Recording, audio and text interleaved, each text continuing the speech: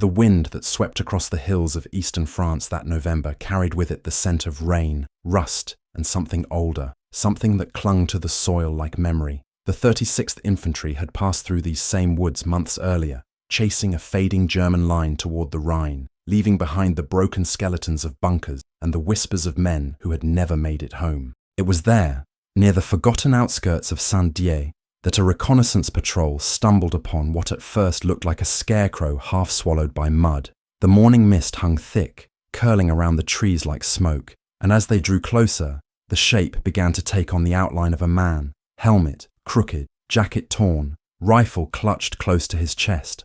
The frost had settled over him, giving his figure a pale sheen, and for a moment, none of the soldiers dared to speak. Only the sound of boots crunching over frozen leaves filled the silence. When the sergeant called out, the man stirred, slowly, as if waking from a dream. His movements were stiff, mechanical, the kind that belonged to someone who hadn't spoken to another soul in weeks. As he turned his head, they saw the streak of dirt across his face, the hollows beneath his eyes, and the faint glint of metal swinging at his chest. Dog tag. The sergeant stepped closer, hesitating before brushing the grime aside to read them. The letters were worn, but still legible. Thompson, James E., Corporal, 36th Infantry Division. The name had weight. Every man in the patrol recognized it, though few had believed they'd ever see him again. He had gone missing 5 months earlier, somewhere between the broken fields of Bruyères and the forests of the Vosges, when his platoon was overrun and scattered in a storm of artillery and fog. Most assumed he was dead,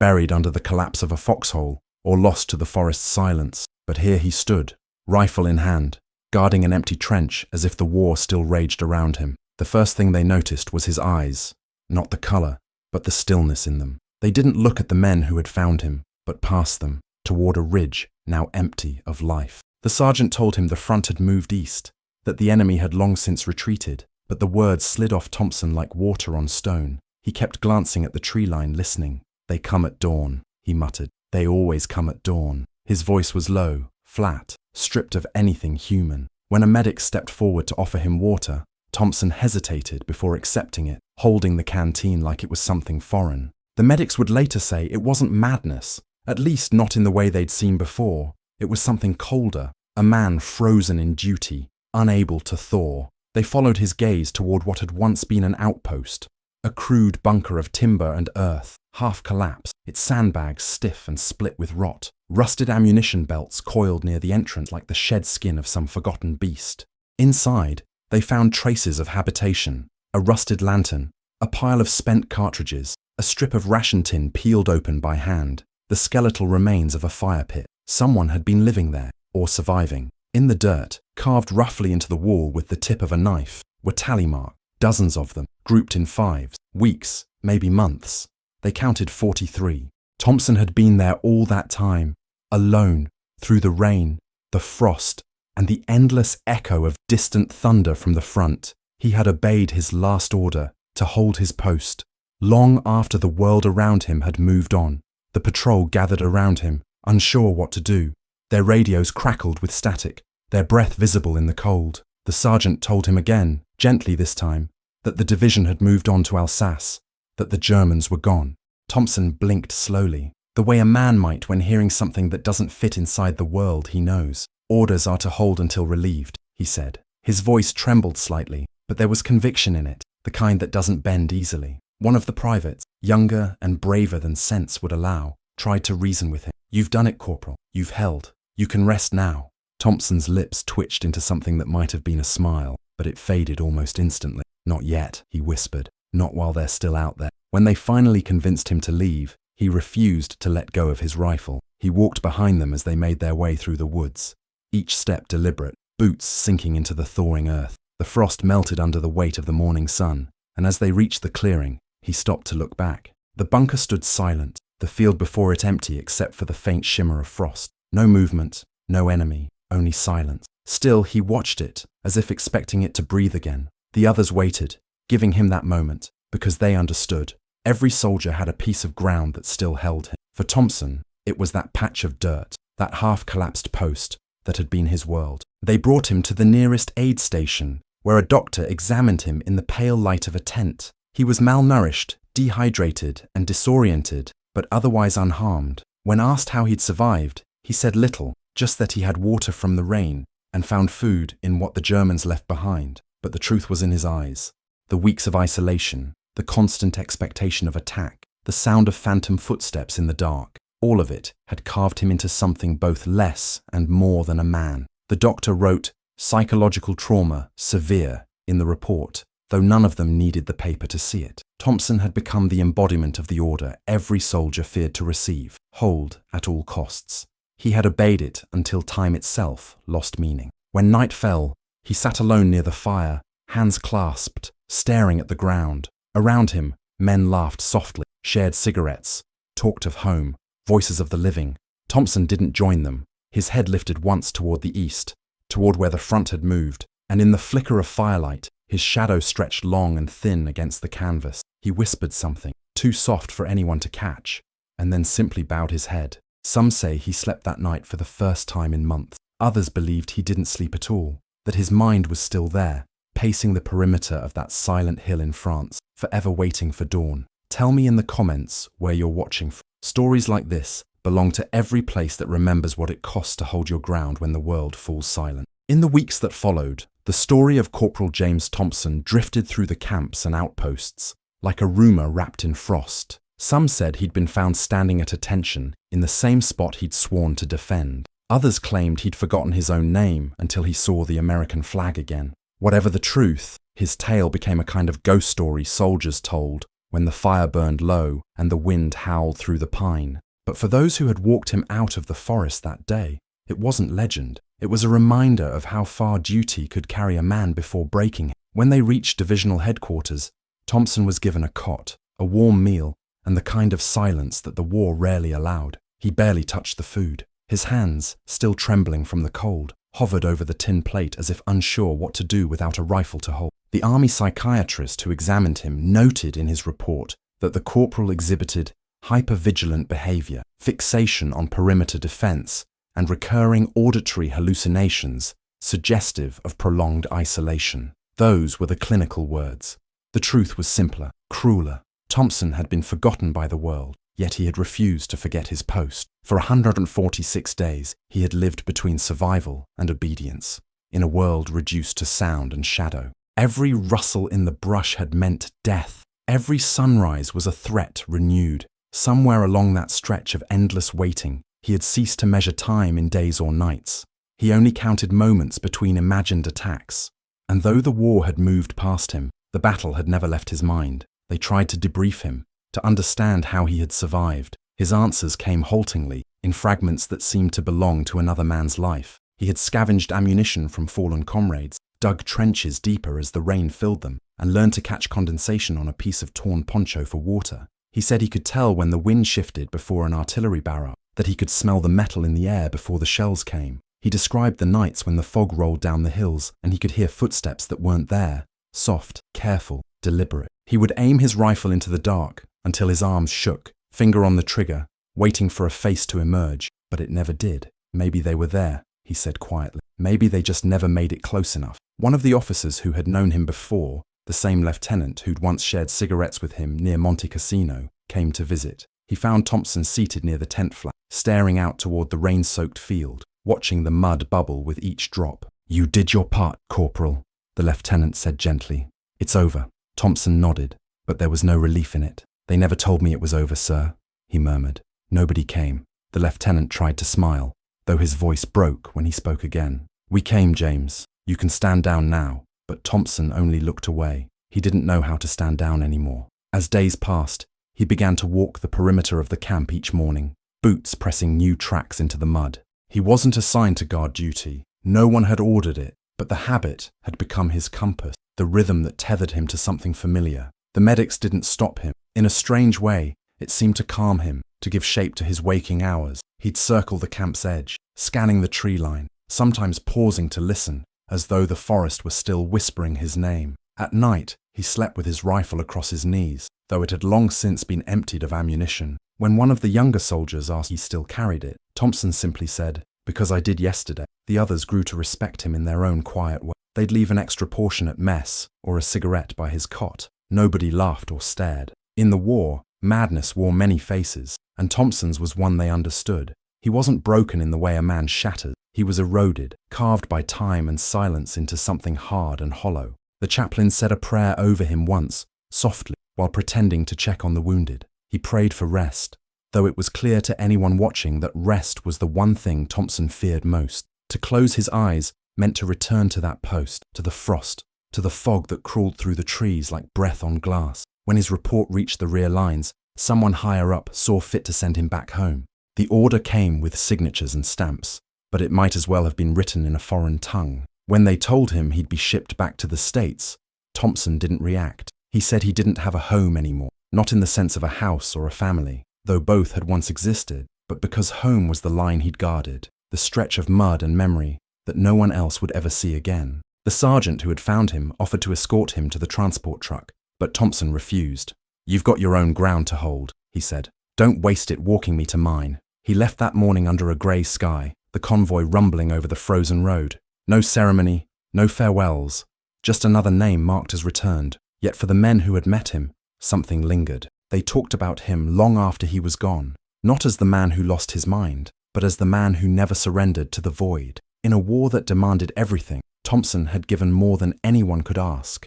His years, his sanity, and the small, unyielding piece of himself that believed duty could outlast death. If you've ever felt what it's like to hold on to something long after the world has let go, subscribe, because this story isn't just about him. It's about all of us who can't stop standing guard over what we've already lost. The last time anyone had seen Corporal James Thompson alive before that November morning was in the smoke-choked valley below the Vosges, during the retreat from a German counterattack that had torn through the 36th Infantry's left flank. It was June of 1944, a month soaked in rain and fire. The hills were alive with the thunder of mortars and the high whine of Stukas cutting through the clouds. Thompson's platoon had been ordered to hold a thin line along a wooded ridge overlooking a small crossroad, a position of little importance on a map, but vital to the men bleeding to defend it. The air was wet with the smell of cordite and burning pine when the first shells landed. The ground shook. Men shouted, scrambled, fired into smoke so thick they couldn't tell friend from foe.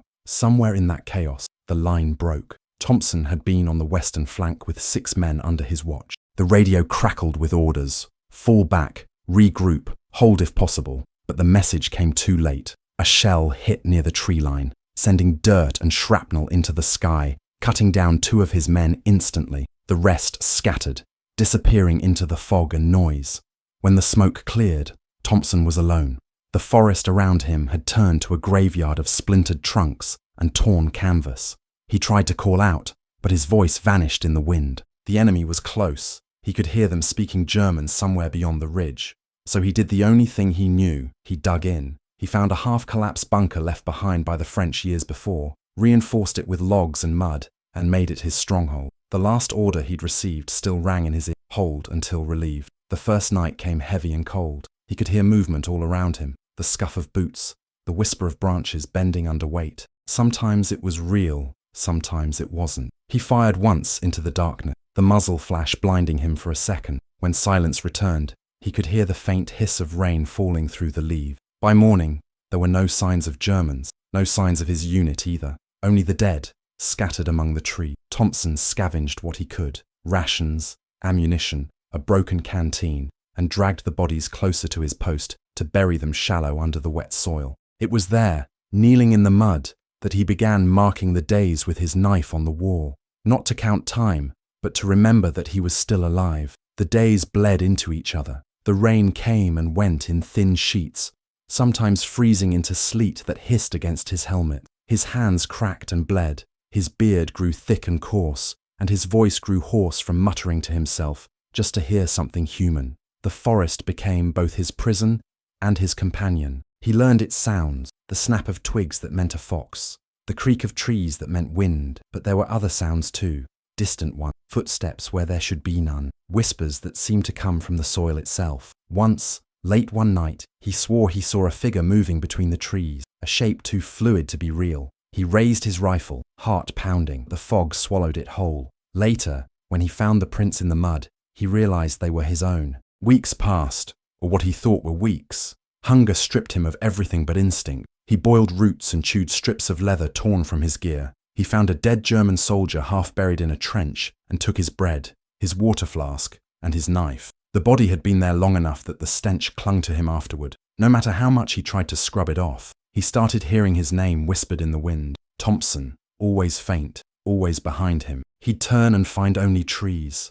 When he tried to sleep, dreams came in flashes. Faces of his platoon, half-remembered orders, the sound of artillery growing closer. Every time he woke, his heart hammered, as if the war had found him again. Then came the firefight that wasn't real. It started with the echo of distant rifles one evening, just after sunset. He'd been sitting by his small fire, feeding it slivers of wood when the cracks sounded through the forest. He dropped flat, instinct taking over, returning fire toward the ridge. The flashes in the distance matched his shots, or seemed to. He reloaded, shouted for reinforcements that would never come. The exchange lasted minutes, or maybe seconds, before the forest fell silent again. When he dared to move, he found no bodies, no bullet casing, nothing disturbed. The silence afterward was worse than the noise. It crawled into him, slow. He whispered, still holding, and marked another line on the wall. By August, his rations were gone. He began to measure his days not by hunger or sleep, but by the rhythm of his patrols. Every dawn he'd step out into the fog, scanning the valley through the iron sights of his rifle. If there was movement, he'd crouch low, wait, and watch until the sun burned the mist away. Sometimes he thought he saw men in grey, shifting at the edge of the woods. Other times, only shadows. He didn't dare leave. The order kept him anchored, an invisible chain around his neck. Hold until relieved. It was both salvation and curse. One afternoon, he found a letter in the pocket of a fallen comrade's jacket, a torn scrap with only a few words left legible. See you in November. He read it over and over until the ink smeared from the rain. It became a promise to himself. If he could hold out until November, someone would come. That belief was what kept him alive when everything else faded. So when the frost came and the forest turned silver, Thompson was still there, standing guard, waiting for the faces that would finally appear through the mist. When the American patrol emerged, their breath steaming in the cold, he thought for a moment they were ghosts sent to test him. It wasn't until he heard the familiar accent, the sound of his own language, that he let the rifle lower. He had held until relieved. The men who found him would never forget the look on his face, that blend of disbelief and exhaustion, the kind of expression only seen in soldiers who have crossed a threshold no one else dares to imagine. For Thompson, the war had not been 6 months long. It had been one endless moment stretched across the edge of sanity. What do you think would have kept you alive that long? Hope, duty, or fear? Comment below with, I would have kept watch too, if you felt that same weight while reading this. The camp where they brought Corporal James Thompson sat on the edge of a battered French village, where the smoke from ruined chimneys curled weakly into the grey sky. To the men there, he was a curiosity, a living ghost that had wandered back from a forgotten front. They treated him kindly, but from a distance, as though he might disappear if they looked too closely. The doctors wanted to study him, the chaplain wanted to pray for him, and the officers wanted to write reports that made sense of something senseless. But Thompson didn't want any of it. He just sat outside his tent each morning, staring eastward, toward the forest he had come from. His uniform was replaced with clean fatigues, his weapon confiscated for safety, yet his hands still twitched for the weight of it. His mind was still back there, half buried in frost and dirt, listening for sounds that no longer existed. The first week, he spoke little. The men tried to draw him out, asking how he'd survived, what he'd eaten, what he'd seen, but his answers came in fragments. The fog never lifted, he'd say. Sometimes you could smell them before you saw them. When pressed further, he'd go silent again, eyes drifting as if tracing shapes in the air. The psychiatrist assigned to him wrote long pages of analysis about trauma, isolation, and battlefield psychosis, but none of it reached the truth. The truth was simpler. Thompson didn't trust the quiet. Silence had become the enemy, the thing that came before every attack. He'd startle at the scrape of boots or the rustle of paper, his head snapping up like a man under fire. They said time would heal it, that he just needed rest. But rest was the one thing he feared most. In rest, the war came back. One night, a thunderstorm rolled in from the west. The sound of rain drumming against the canvas reminded him of incoming shells. The thunder cracked like artillery, and Thompson woke screaming, diving for the floor, shouting coordinates to men who weren't there. It took 3 soldiers to restrain him. When the lightning flashed, he looked up at them with wild eyes, begging them to hold the line. Later, when he realized where he was, he apologized. Not once, but over and over, as though apology could wash away what had broken inside him. After that night, they moved him to a quieter tent near the perimeter, thinking the distance might calm him. But the perimeter was the worst place they could have put him. Out there, alone with the darkness beyond the wire, he began pacing again. Every night, the same slow, methodical steps, watching, listening. There was one guard who befriended him, a young private named Lewis, barely 19, who said Thompson reminded him of his father. Lewis would bring him coffee in the morning and sit nearby, trying to keep conversation alive. "You ever think of going home?" he asked once, when the dawn light was just beginning to creep over the camp. Thompson didn't answer immediately. He watched the horizon, then said quietly, "I was home when I was out there." Lewis frowned. "Out there? You mean the forest?" Thompson nodded. "It's where they left me, where they told me to stay. Everything since feels borrowed." Lewis didn't know what to say to that, so he just nodded, pretending to understand. In the weeks that followed, the doctors decided to send him back to headquarters for reassignment. Rehabilitation, they called it. But when the truck arrived, Thompson refused to board. He stood at the edge of the loading area, fists clenched, the wind tearing at his jacket. "You can't order me home," he said softly, almost pleading. "My post isn't relieved." The sergeant in charge looked at him with pity and said, "It was relieved 5 months ago. You just didn't hear the call." The words hung in the air like smoke. For a moment, Thompson's composure cracked. His breathing quickened. His jaw trembled. "Then who came to tell me?" he asked. The sergeant hesitated, unsure how to answer. In the end, he didn't. He just motioned for the others to stand down. Thompson didn't move from that spot until the truck left without him. That night, he returned to the edge of the forest, drawn to it like a tide. The trees whispered in the wind, and for a moment he thought he could hear the old voices again, the chatter of his platoon, the crack of rifle, the static of the radio. He stepped closer, boots sinking into the mud. The smell of damp earth filled his lungs, and it was as though time folded in on itself. He was back there again. The fog, the frost, the silence. He felt the weight of the rifle that wasn't in his hands, the strap that wasn't across his shoulder. "Still holding," he murmured. "Still here." A pair of guards found him hours later, standing at the edge of the trees, eyes open, face blank, hands trembling at his sides.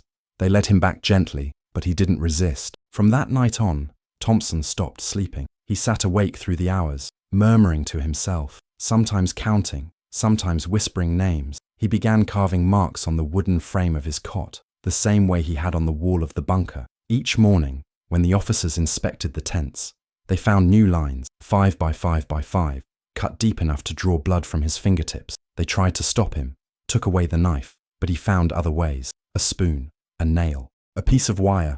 The tally marks multiplied. When asked what they meant, he simply said, "Days of duty." In late October, the unit prepared to move east toward the Rhine. Thompson wasn't on the roster, but he stood in line with the others that morning, gear packed, waiting for orders. The commanding officer tried to explain that he wasn't fit for combat, that his service had ended. But when they called the roll, he stepped forward and saluted, eyes sharp, voice steady. "Corporal James Thompson, present and accounted for." The officer froze, unsure what to do. Nobody laughed, nobody corrected him. The silence that followed was heavy, almost sacred. It was Private Lewis who finally said quietly, "Let him march, sir, just for today." So they let him march. The column moved out under a pale sky, the road crunching beneath hundreds of boots. Thompson fell into step beside them, his face calm for the first time in months. The rhythm of movement, the sound of gear clinking, the smell of diesel and wet earth, all of it was familiar, grounding. For those few hours, he belonged again. When they stopped for rest that afternoon, the captain pulled him aside and thanked him for his service. "You did your part, son," he said softly. "You can rest now." Thompson looked at him for a long moment, then nodded. "Aye, sir, when the relief arrives." No one ever saw him sleep again after that day. But that night, as the men settled under canvas and the rain began to fall, Lewis swore he saw Thompson standing just beyond the firelight, motionless, eyes fixed on the horizon. When he blinked, the corporal was gone. In the morning, they found only a single pair of boot prints leading east toward the forest. What about you?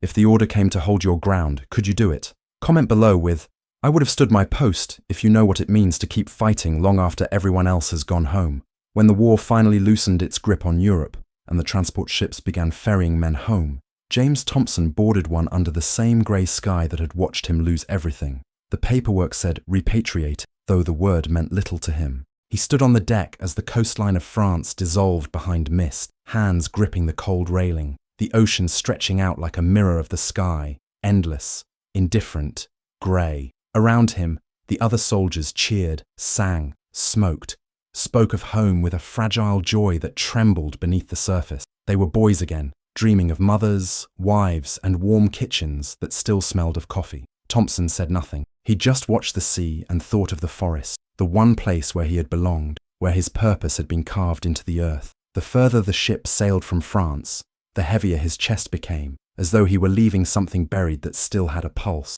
When he stepped onto American soil again, the noise struck him like a shell burst. Bands played, crowds cheered, flags waved. He stood among them, hands at his sides, blinking into the sun. The colours were too bright, the sounds too clean. He couldn't find the rhythm of this new world. The officers told him to rest, to take time to heal, to enjoy the peace he had fought for. But peace was foreign to him. Peace was a soundless room, and he didn't trust quiet anymore. The Veterans Administration sent him home to Illinois, where his family had once lived, though there was no family waiting. His parents had passed during the war.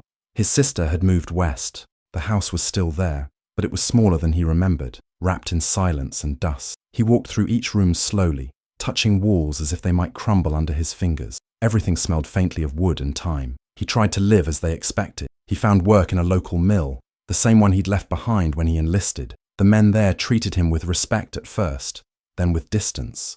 They'd heard about his story, how he'd been found guarding a post months after the front had moved. Some called it bravery, others whispered madness. Thompson didn't argue either way. He kept to himself, arriving early, leaving late, always working with the precision of a man who understood that every mistake could cost a life. The loud thrum of the machines was oddly comforting. It filled the air with a kind of noise he could hide inside. But sometimes, when the whistle blew at the end of the day and the machinery stopped, the silence would come flooding back. That was when the memories crept in, the fog, the frost, the whispers, the sound of wind brushing through the pine, the click of his rifle's safety, the word, hold. He'd find himself standing in the corner of the workshop long after everyone had left, staring into nothing, waiting for orders. At night, the dreams came. They were never the same, but always led back to that forest. Sometimes he was back in the bunker, hearing the slow crunch of boots in the dark, the faint jingle of equipment somewhere behind him. Other nights, he was standing in the open field, frost on his sleeves, the sky pale with dawn, waiting for a relief that never arrived. He'd wake drenched in sweat,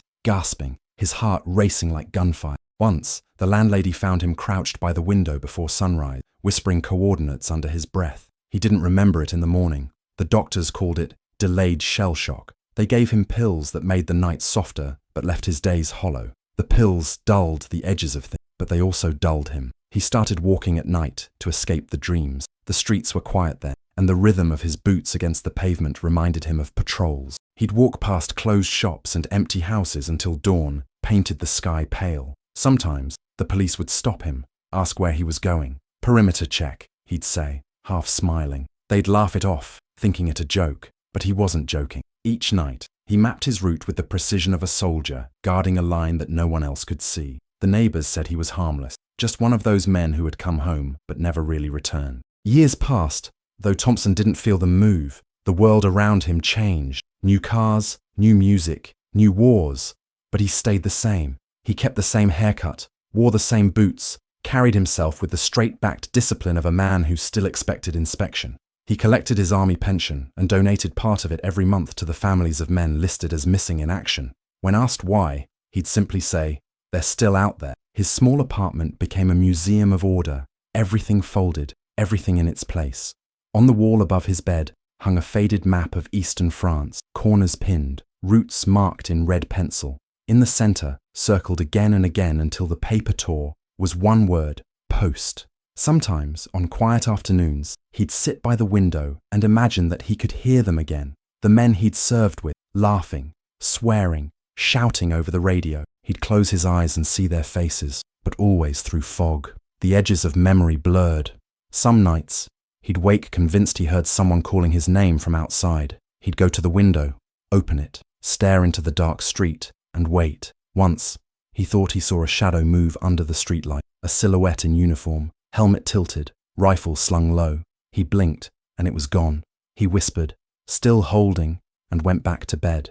Thompson never married. He said the war had already taken the only parts of him worth loving. The townspeople respected him, though few really knew him. They saw a quiet man with tired eyes, who saluted the flag every morning and never missed a Veterans Day ceremony. But those who looked closer saw the tension in his hands, the way his gaze flicked to the horizon, as if searching for movement. He was never truly at ease. The battle might have ended on paper, but inside him, it was always one order away from beginning again. If you've ever tried to build a life after something that broke you, tell me in the comments what helped you keep standing. The years folded over themselves like pages worn by touch, each one quieter than the last.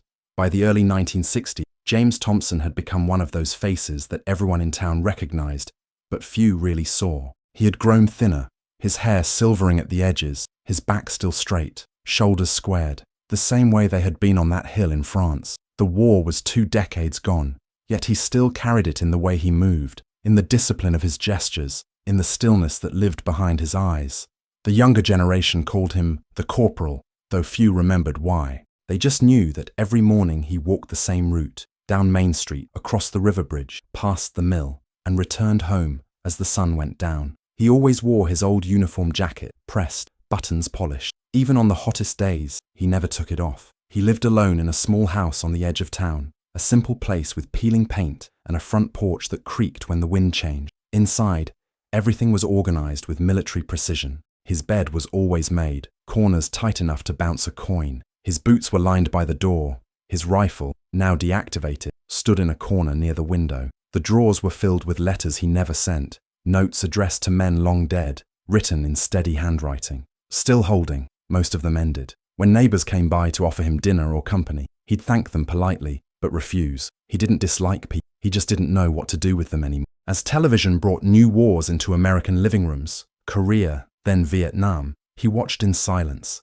He'd see the jungles flicker in black and white, the faces of boys too young to understand the weight of what they carried. Sometimes he'd turn off the set mid-broadcast, unable to bear it. "They'll come home," he'd whisper, not sure whether it was hope or a lie. To him, war wasn't something that ended. It just changed locations, moved through generations like a river through rock. He saw pieces of himself in every trembling recruit, every hollow-eyed survivor. When the local paper ran a story on veterans of forgotten fronts, they sent a young reporter to interview him. The boy asked questions full of wonder and pride. What it felt like to fight for freedom, what it meant to serve. Thompson listened, then said quietly, "You don't fight for freedom.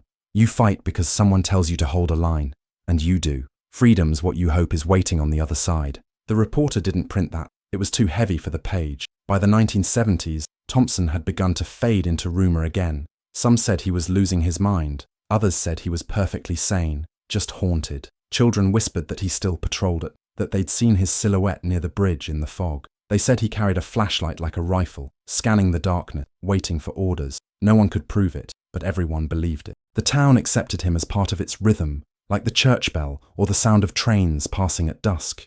He was both there and not there, a living monument to something everyone wanted to forget but couldn't. When winter came, his health began to falter. The cold gnawed at his bones the way fear once had. The doctor told him he had to rest, that his heart was too tired. Thompson nodded, as he always did when given an order, but rest never came easily to him. He spent long hours by the window, staring out at the fields beyond town, the same way he'd once watched over his post. Sometimes he'd whisper to himself, as though talking to someone unseen. "Weather's holding," he'd murmur. "Visibility fair. No movement on the ridge." His voice had grown softer, but the tone was still that of a soldier making report. It was as if his mind had looped back to where it all began, closing the distance between past and present. One night, during a power outage that blanketed the town in darkness, a neighbor passing by saw a faint glow coming from Thompson's house. When they knocked, there was no answer. They peered through the window and saw him sitting at the table, candle burning low, uniform jacket buttoned, dog tags resting against his chest.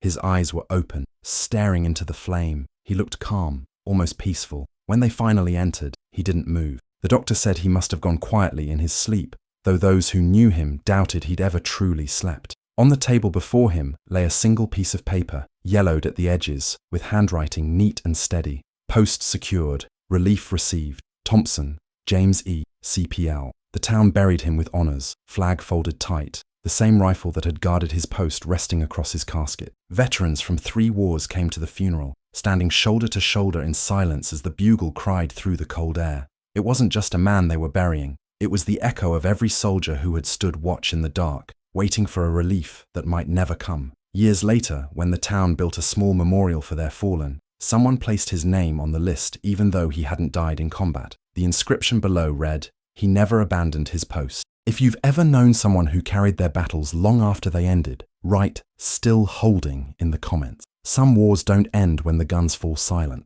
They end when memory finally lets go. It was nearly half a century later when the story of Corporal James E. Thompson surfaced again, this time not as rumor, but as discovery. The forest near Saint-Dié, where he had once stood guard, had long since healed. The trenches were filled with moss. The bunkers collapsed and buried beneath roots.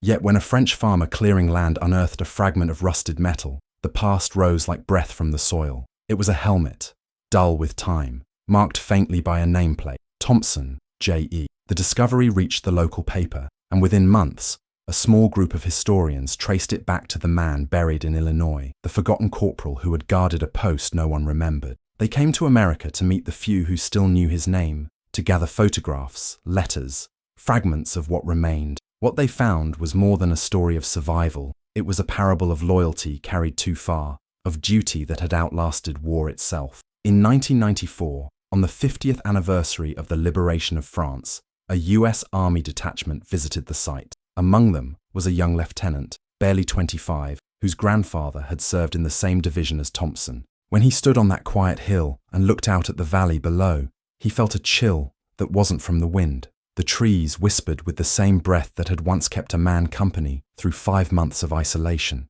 The lieutenant knelt, brushing away leaves from the remains of the old bunker. There, faint but still visible, were the tally marks carved into the wall, rows upon rows of small, desperate lines, weathered but not gone. He counted them, 43. The same number recorded in the division's archive. For a long time, he didn't move. Then he whispered, "Still holding," and left a small US flag in the dirt before standing again. When he returned to America, he tracked down Thompson's resting place. The cemetery was quiet, the kind of stillness that felt earned. The lieutenant brought with him a handful of soil from that hill in France and sprinkled it over the grave. On the headstone, beneath the carved name and dates, the inscription read exactly as the town had decided decades before. He never abandoned his post. The lieutenant stood there for a long while, the wind moving softly through the trees, and thought about what it meant to be bound to an order, to a promise, to a moment frozen in time. He realized that the war had taken more from Thompson than his years. It had taken the concept of ending. For men like him, there was no peace, only pause, no victory, only endurance. The line between duty and damnation had blurred until they were the same. The lieutenant later told the story at a veterans gathering. He spoke not of medals or battle, but of the unseen war that continues inside, long after the rifles fall silent. "There was a man," he began, "who stood his ground so long that the world forgot to tell him to stop. And maybe that's what we all fear, that we'll be forgotten before we're told to rest." Oh, the room was silent. Some of the old men nodded, others wiped it. It wasn't just Thompson's story, and it was theirs too. Every man in that room had stood some version of that, waiting for a relief. Over time, the legend of Corporal Thompson became something more than a story told among soldiers. It became a lesson whispered at training camp, a cautionary tale about the weight of obedience and the fragility of the mind under endless watch. But beyond that, it became a quiet hymn about loyalty, what it gives, what it takes, and what remains after everything else has gone. In 2011, a small documentary crew filmed the site in France, showing the bunker, the marks on the wall, the small flag still fluttering weakly in the wind. They ended with a single image: Thompson's headstone, the light fading, the sound of wind moving through distant trees. No narration, no music, just silence. Because silence was the only language the corporal had ever truly spoken. Those who saw it said it lingered with. Some veterans wrote letters after, saying they understood him, that they too had kept watch over ghosts, that sometimes duty doesn't end, it only changes shape. One letter, unsigned, said simply, "I'm still at my post, tell him he's not alone." The producers kept that line for the closing credits, and perhaps that was the only ending the story ever needed. Not closure, but continuity, because in every soldier who wakes in the dark, listening for a sound that isn't there. In every veteran who scans a crowd as though searching for something long lost, the spirit of James Thompson still keeps watch. He was missing since '44 in France, but maybe he was never truly found. Maybe men like him aren't meant to be. Maybe they're meant to remind the rest of us that some battles are fought not for victory, but for meaning. If this story stayed with you, if you've ever stood your own kind of post, guarding memories, guarding love, guarding pain, leave a like and subscribe. Because these stories aren't about the past, they're about all of us still holding.